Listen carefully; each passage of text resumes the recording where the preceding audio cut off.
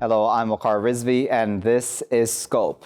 In this segment, we're going to try to discuss more of the human angle when it comes to the issue over Indian-occupied Kashmir. We've been speaking about that topic, of course, for a number of days here at Indus News, and so has the world media. But many times when we're discussing the situation and how it's playing out right now on the ground in that territory, we tend to forget that these are human beings who are being affected, that the Kashmiri diaspora specifically is one that is at this point disconnected from family members on the ground there. And of course, their worry is legitimate, considering it's been at least a number of days now that they haven't been able to contact their family members.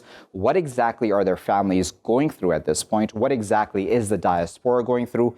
And what exactly does the future hold for the people of that territory? Let's discuss all of that a bit further. We're now joined by Syed Zafar Mehdi, who is an independent journalist. He's originally from Kashmir itself. He's previously worked in Kashmir, Delhi, and Kabul. He's joining us now from the Iranian capital, Tehran. We're also joined by Dr. Ather, who is a poet, author, and founder of Kashmir Lit, and the co-founder of Critical Kashmir Studies. She's joining us now from Greeley in Colorado.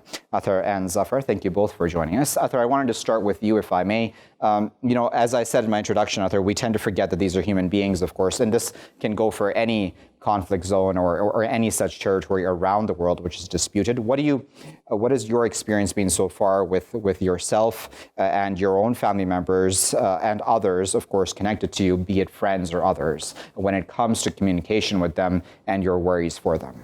Well, it's been a tough 5 days, and not just these 5 days, the countdown to what has happened on August 5th and the siege that has been imposed on Kashmir.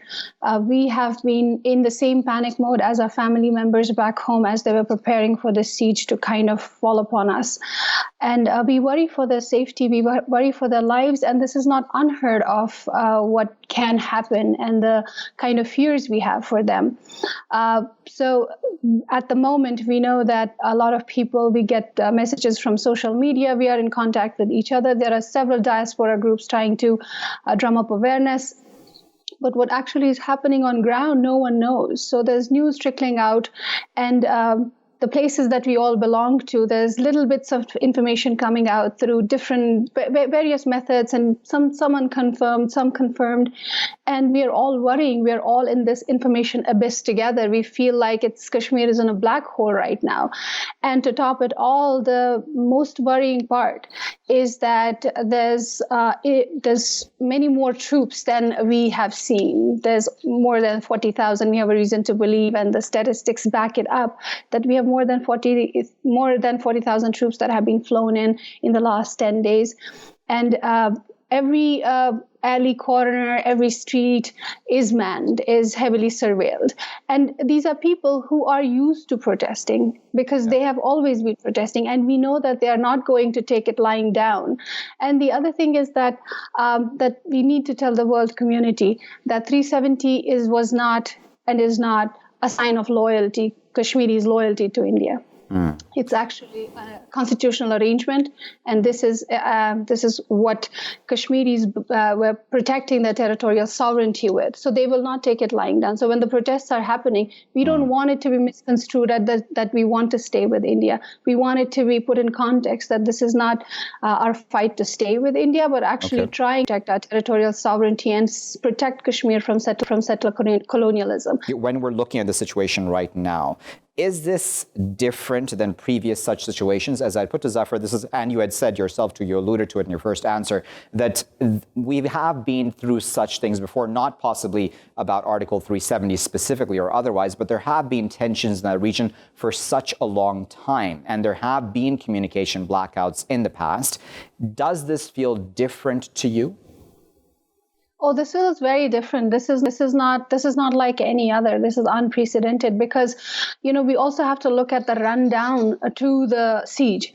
The rundown was equally condemning. So what happened back, as this was kind of building up, people did not know what was happening. There were various government orders that were coming out. People knew that more Indian forces were being flown in, and the government was kind of explaining it as a routine. They did not think that it was something that they wanted to explain to people, so they took it they took Kashmiris for granted, and they told them that this was just a routine law and order, thing happening. And then first they called the orders leaked, and then they called the orders that they were wrong. And then the third one was that these are, some of them are invalid. So Kashmir was in a total panic mode. And this is unprecedented in the sense that everything is gone. Like, there is no phone working. There is not a single Wi-Fi except a few hospitals, I think, which is very intermittent, I think, for people, and very choppy. This has never happened like this, that everything and everyone, no one really knows what's happening. Not the bureau.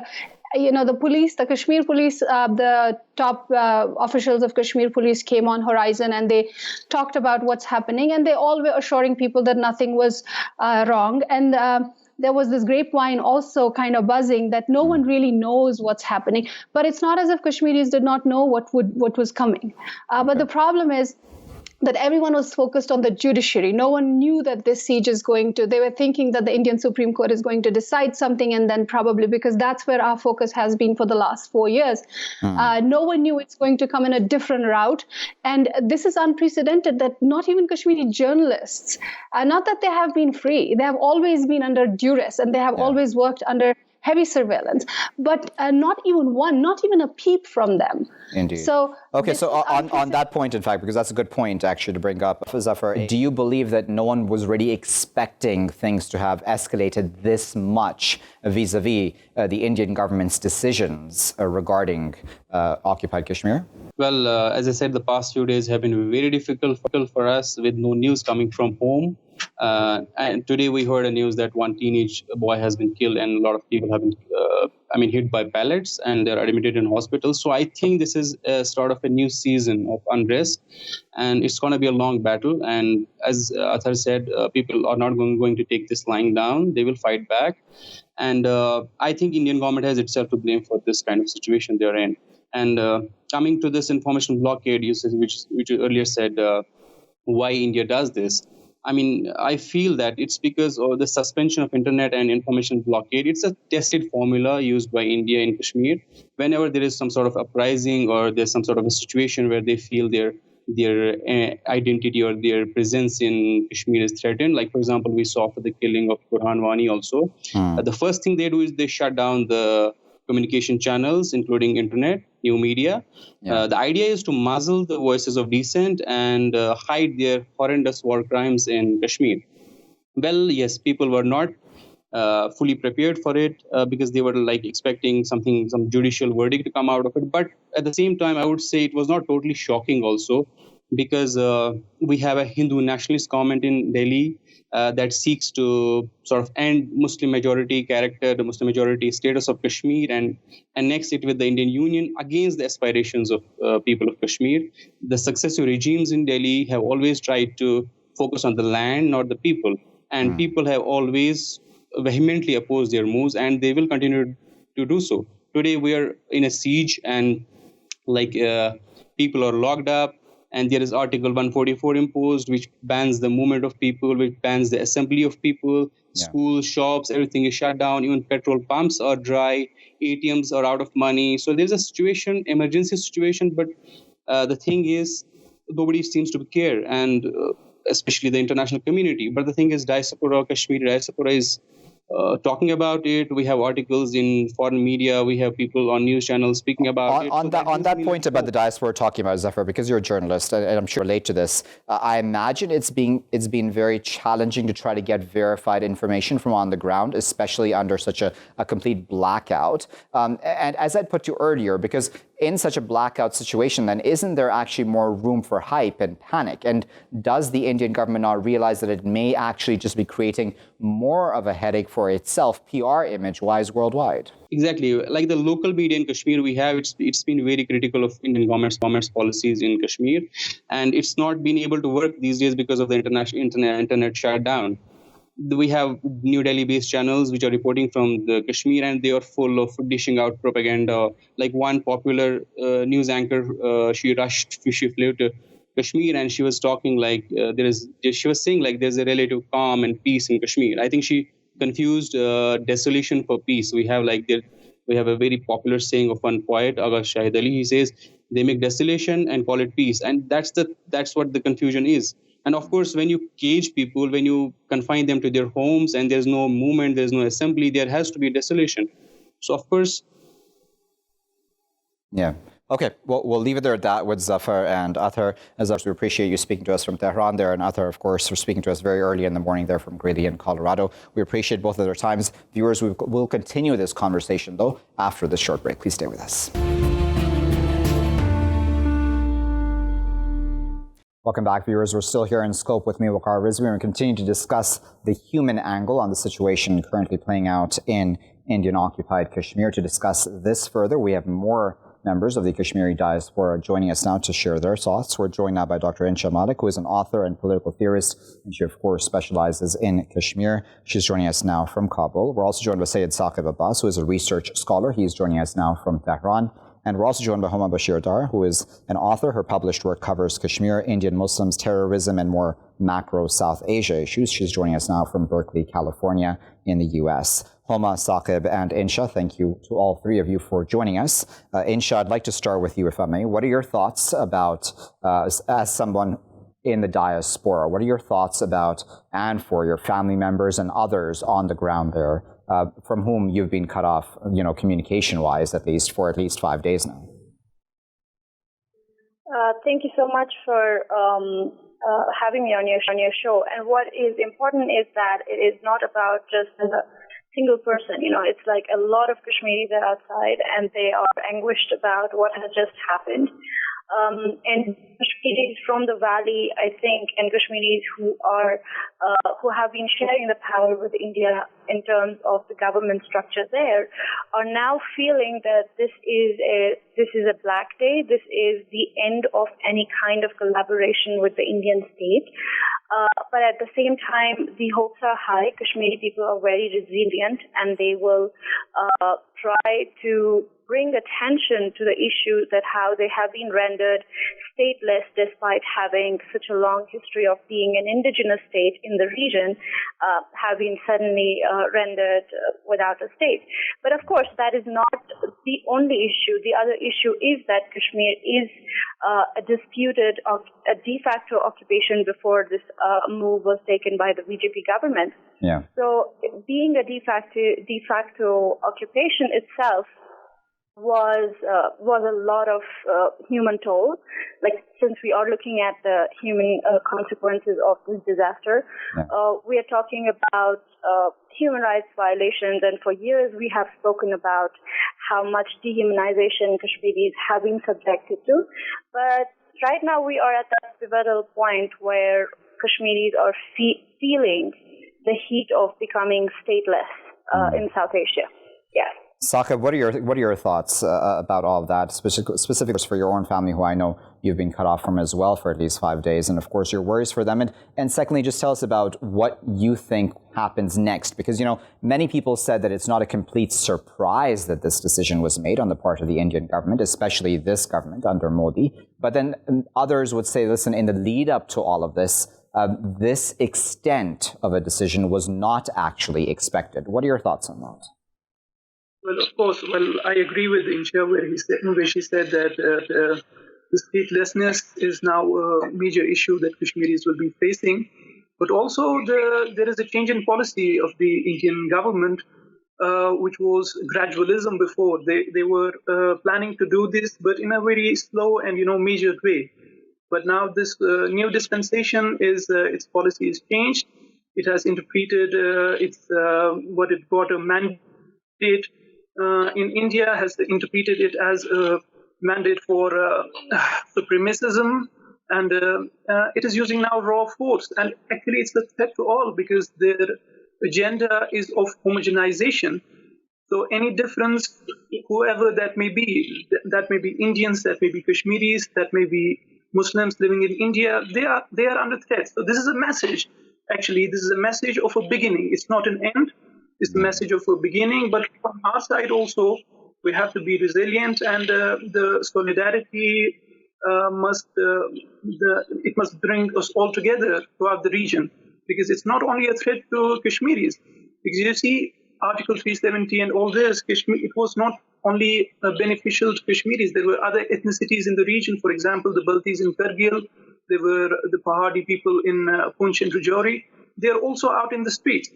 So it was even beneficial to the Dotas, some of whom are, have welcomed it because they had all the same rights of statehood and the rest of us had. So yeah, it's a challenge, and I cannot contact my family. I was going back home this week. My cousin is getting married, and there is no information. There is siege. They can starve the population, and they can do anything because there is a complete information blackout right now. Yeah, Huma, I was reading up, and you can correct me if I'm wrong, but obviously the region has a booming tourism industry as well, and in fact, this has affected many industries, of course. And I'm just bringing the economy in because, again, it goes to show, how this affects people on the ground. But tell us about your experience, your family, your friends on the ground there in occupied Kashmir. What are your fears for them? What are your thoughts for them? What were they saying in the lead up to all of this? Well, I guess I have a slightly different experience from my sister Inshah here and Saqib, because my family was forcibly exiled. It was ethnically cleansed from Srinagar in 1948, because my aunt was a political leader who was insisting on the right of plebiscite and referendum, as had been resolved by the UN in January in their resolution number 47. But I do have lots of family in Kashmir right now, and leading up to the complete clampdown, the messages I was receiving were that, this is very scary. It's terrifying. We do not know what's going to happen. People were, they're still, they don't know whether they're going to come out alive out of this. And there were even messages saying, if something happens to us, do A, B, or C, leaving their last wishes for the rest of the family to carry out. So it's an extremely terrifying and scare, just a very scary moment for all of us. But Huma, it's been said, Huma, that many people in Kashmir have gone through something similar in the past and similar such occurrences in the past. Does this feel different? Does this feel like it's a lot worse than any past such communication blackouts and crackdowns? Right. I'll tell you what the difference is. So we were calling it an occupation. I've always called it an occupation in my work, but it was a de facto occupation because the only thread that legally tied us to India was that Article 370.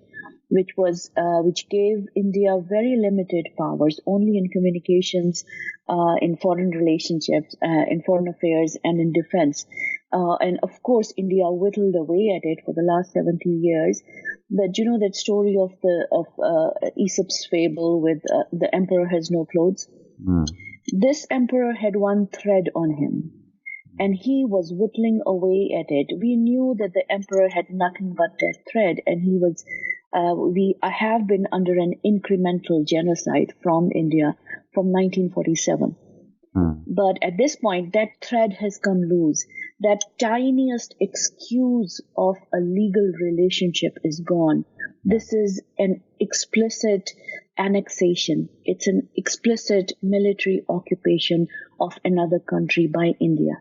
And so my plea to the rest of the world, to all human beings, and especially to states, because it's countries, it's at a larger level that we can be helped, is that to recognize this crime against humanity that is occurring as we speak.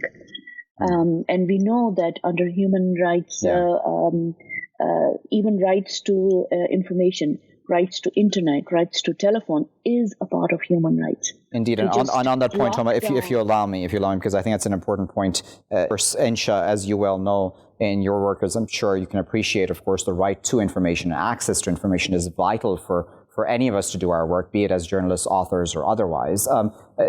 What do you think about that? What do you think about why India has put in this information blackout? Does it not realize that this just actually creates more panic and more alarm not just on the parts of people like yourself who are part of the Kashmiri diaspora and have been covering the region, but even on the part of much of the international community too, at least those parts that are reacting to this? I think there are several angles to look at it at why right now, because a lot of us do know that Hindutva politics was basing itself on the idea that it will remove Article 370 when it comes to power. And it was pandering to the local Indian populations by saying that they have the might and the political will to do whatever they want. And more dangerously, if you look at the coming together of the Israeli politics in terms of Netanyahu's friendship with Modi, it further reiterates that fascism is sort of the new way to go ahead. It is going to come and it is going to stay. So, and if you look at the majoritarian parliament right now in India, it is sort of drunk on power. Like they're jeering and they're like happy about the fact that an entire population of 12 million people were not consulted. Their legal provisions were completely sidelined, and a direct parliamentary order was passed. So, to my understanding, and given at a crucial moment when this was executed, I feel that it is a well-planned strategy to not just affect Kashmir, not just territorially occupy Kashmir, and then clamp down in such a serious way, is basically to add to the fear psychosis that, Kashmiris should know this is real deal. If they protest, they will be killed. And then if no information, so they have scripted narratives coming from leading journalists, like saying, the valley is fine, there's no problem. How can it be fine if you lock down an entire population and they have no access to food and they have no access to medical health care? They have no access to kind of get out and talk to their family members who are outside in India or elsewhere. And there is a sort of racial profiling happening of Kashmiris in mainland India as we speak. The police forces and the government forces are going door to door and asking whether Kashmiris are living there. It is nothing short of like being in Nazi Germany. You see the point. Yeah. So what is happening right now is atrociously much more dangerous than Kashmir has ever witnessed. Okay, Inshah, I'm going to interrupt you. I do apologize. The clock is best of us, so I wanted to, if you allow me, give Saqib the final comment. Saqib, I wanted your final thoughts on this before letting you go. What are your thoughts about what will happen in the coming days? When will access be restored, do you think? And what does all of this then mean for people like yourself, your family members, otherwise, vis-a-vis their security, vis-a-vis work, vis-a-vis education, vis-a-vis healthcare, et cetera, et cetera? Well, in the coming days, what is going to decide the future course of action is the amount of solidarity that Kashmiris receive from all around the world. There is a solidarity movement going on right now as we speak. People are coming together. People are coming to know about it, and I think that can make an impact.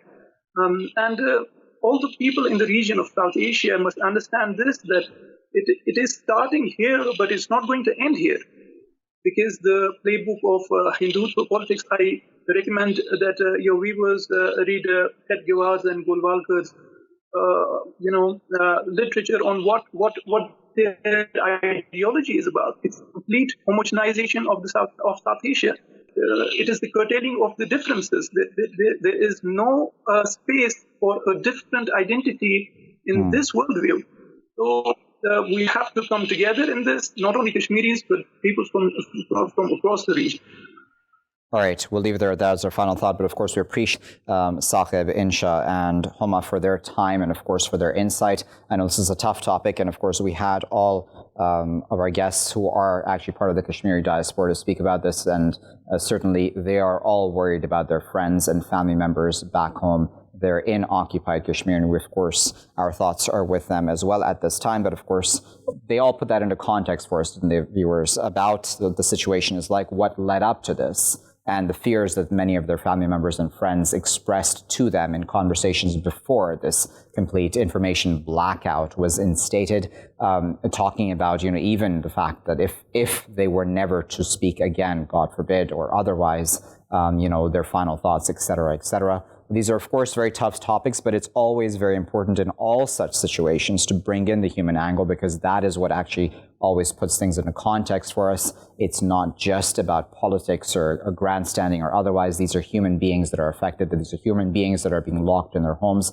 without access to food, healthcare, etc. This cannot continue in this way. They must be treated with human rights that they are all due in international law. We'll keep a very close eye on that here in Scope. I'll be back with our next segment after this one. Welcome back, viewers. We're still here in Scope with me, Waqar Rizvi. Now, the FBI has opened a domestic terrorism investigation into the recent shootings, be it at the California Food Festival, the El Paso attack, and also the shooting and attack that took place in Dayton, saying that all of this stems from a violent ideology, is how it terms it, for some of those attacks. Now, Trump has visited Dayton and El Paso today, or yesterday, I should say, actually on Wednesday. Residents didn't want him to come because of his anti-immigration rhetoric. He's being blamed for all of this. But at the root of all of this, one question remains is why is it taking this long for a domestic terrorism investigation to even begin on the part of the FBI?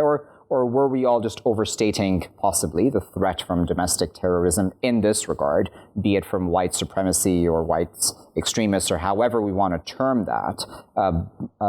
Has this been ignored? And then what if all those countries whose travel advisories for the U.S. seem to be getting more and more serious at some levels, where there is talk on the part of many, even U.S. allies, about their citizens needing to take precautions, especially in large crowds and otherwise. Again, is that to be overblown if I'm stating it just in this context, or is that just normal procedure? Let's discuss all of that a bit further with our panelists. We're joined now by St-Pierre, who is a counter-terror advisor and CEO of the Modern Security Consulting Group. He's joining us now from Berlin. We're joined now by Dr. Daniel Chard, who is a counter-terror and intelligence expert. He's a historian, writer, and lecturer as well. He's joining us now from Bellingham in Washington in the U.S. And we're also joined by Dr. Steve Hewitt, who is at the Department of History and American and Canadian Studies Research Center at the University of Birmingham. He's joining us now from Birmingham. Steve, Daniel, and Jan, thank you to all three of you for joining us. Jan, I'd like to start with you. Why did it take this long, do you think, Jan, for a domestic terrorism investigation to be opened up? Well, the history of interpreting these mass shootings as terror attacks is very complicated, and usually they'll refer to a more legal term by saying, it needs to be a terrorist organization. That means that you need to at least have three people forming a recognized formal organization for it to be considered terrorism. That's the case in most countries.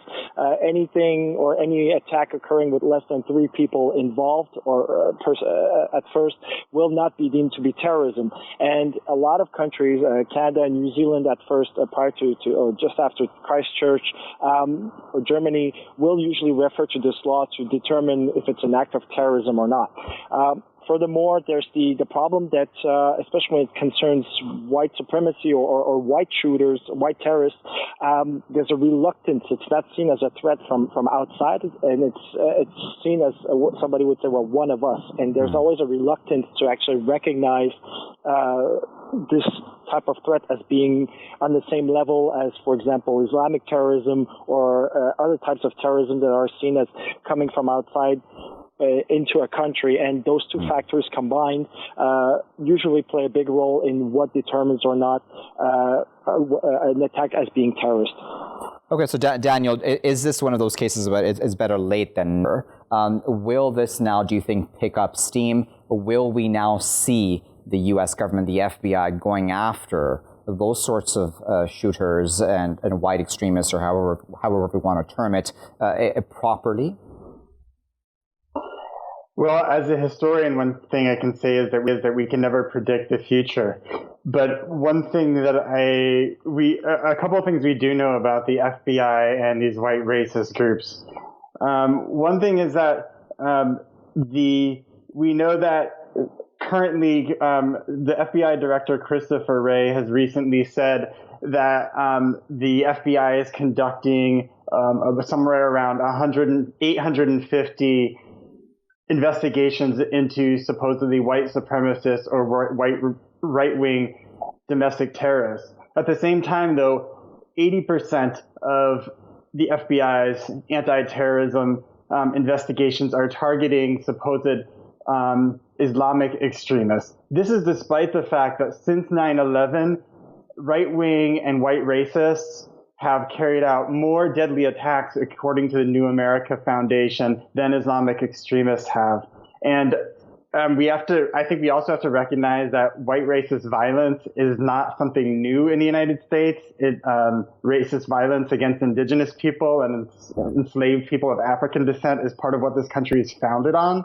And these attacks are happening at the same time where we have a president who is vilifying racialized groups, Muslims, Mexicans, using the term invasion to refer to asylum seekers and refugees coming to our country from Central America. This is the same kind of racist rhetoric that was used in the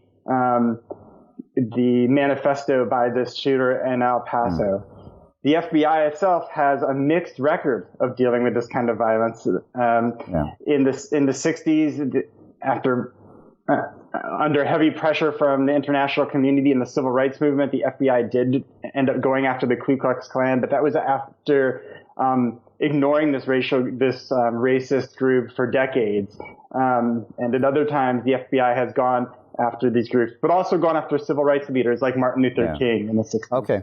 Steve, I wanted to bring you in because, it's not, I think that sometimes we're very involved just with this Trump issue, don't we, Steve? Where, we tend to then forget that other countries are also going through many similar such issues, probably not in the same at the same level. But if I refer to Canada just for a moment as an example, but we have the Proud Boys movement there in Canada. We have a number of very right-wing groups who are calling for at some level some form of violence as well, though thankfully there hasn't been anything too drastic that has occurred there yet. But at the same time then, Steve, we have CSIS, the Canadian intelligence, going after Muslim students. There was a report that just came out where Muslim students throughout the country, university students that is, feel targeted as well. Do you think that it's not just about having, for example, a Republican or conservative in office, that it's actually just occurring in those societies right now as a whole? Yeah, no, I think it is part of a wider backlash. I'm here in the UK, where obviously there's been increasing concerns about far-right violence. You actually had a man take a van and run people down at a mosque in London in 2017. You now actually have the threat of far-right violence being included as part of the terrorism alert in the UK, which previously had only been based on what was perceived as an international threat, but now you've actually got the far right being included as part of that terrorism alert. So it is there are wider issues going on. You mentioned the situation in Canada. You actually obviously had Alexander Bissonnette, who carried out an attack at a mosque in Quebec City and killed a number of worshippers 3 or 4 years ago. So, and Christchurch, and I mentioned the attack in London. So this is going on everywhere. One of the differences is obviously in the U.S., it's much easier to get access to firearms for these individuals to carry out attacks. And I think that's one of the reasons why you haven't seen the same level of violence here, for example, in the UK, where there are much tighter gun laws. And I was reading up actually just before coming on a piece about the far right, specifically in Berlin, in fact, and I'm referring to the southern Berlin district of New Cologne, if I'm pronouncing that correctly, and its issues with far right violence as well towards specific people, seemingly, and that has becoming seemingly a headache for many residents there as well. Again, to my point that I'd put to Steve as well, do you think that sometimes we get just too obsessed with just talking about this domestic terrorism issue within the U.S.? Do you think it's actually something which is more wide-ranging, as Steve had described? It is a lot more wide-ranging. I think the biggest problem is that we tend to focus on the lightning rods. Trump, for example, we know what he does, but if you look at the last, I would say, to make it simple, since 9/11, right, since the attacks in 2001, the security rhetoric, the fear discourse has become part of the mainstream political discourse. And, over these years, a lot of far-right parties have actually complained that mainstream parties are actually co-opting elements of their program or tapping into their rhetoric. And it provides a platform, a legitimacy to this type of discourse. And it's always deemed as, well, it's not, it's as if it's disarmed. And over the years, we tend to focus on the more extreme content when it's fairly obvious, either a Trump or a Boris Johnson. But we tend to dismiss some of the elements that are less obvious. So, for example, I think about the campaign in Quebec to refer to Canada in 2007, when the precursor to Quebec party, the CAQ, actually was promoting an anti-immigrant stance.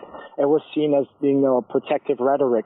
And this you have in numerous countries, and Germany is the same. It's a country that's been very cautious after the war about making sure it doesn't have a far-right rhetoric. But as people became more scared, as terror attacks have happened, a lot of mainstream politicians have seen the need for short-term political gains to actually tap into these far-right party programs. And this has provided the platform where people feel, okay, it's actually legitimate now to share those ideas. It's actually legitimate to act upon those ideas because it's perceived as a reaction, a defensive reaction, a protective reaction towards a perceived invasion. So Daniel, I wanted to get your final thoughts just before I get Steve's final as well.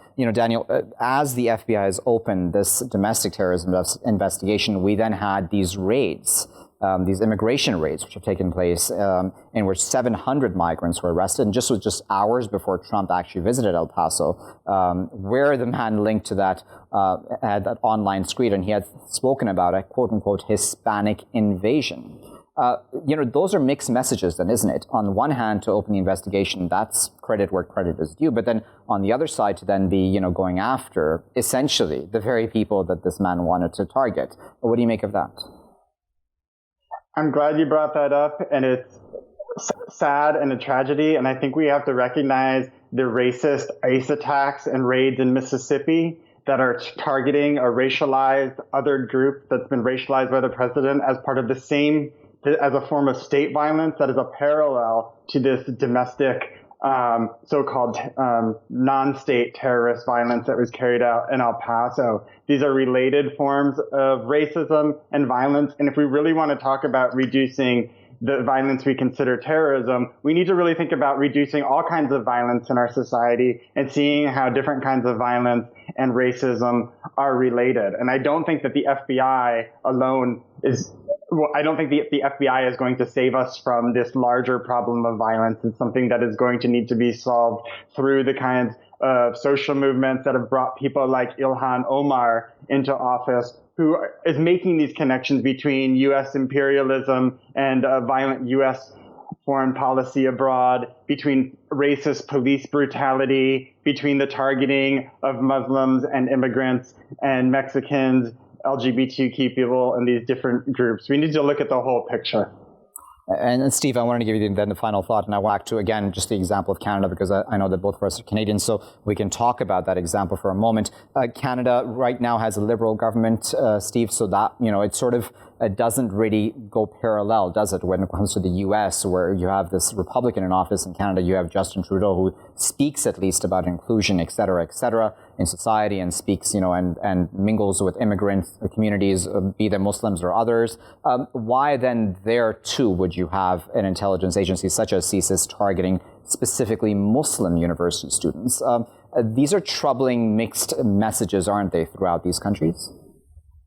Yes. I mean, I was at an event in Toronto in April that involved counterterrorism professionals, and it was quite striking that there were briefings given on current threat levels. And the Canadian briefing spent about 30 seconds talking about threat from the far right, and then spent several minutes actually talking about Hezbollah, which, as far as I'm aware, has never carried out an attack in Canada. So the problem for Canada is, as you said, they've got a sort of progressive government or semi-progressive government in power, but you have the spillover from the United States in terms of the rhetoric, in terms of connections between the far right in the U.S. and the far right in Canada, and also the danger of weapons, obviously, coming across the border from the United States because of lax impacts American gun laws. So this is not something that's just an American problem. This is a Canadian problem.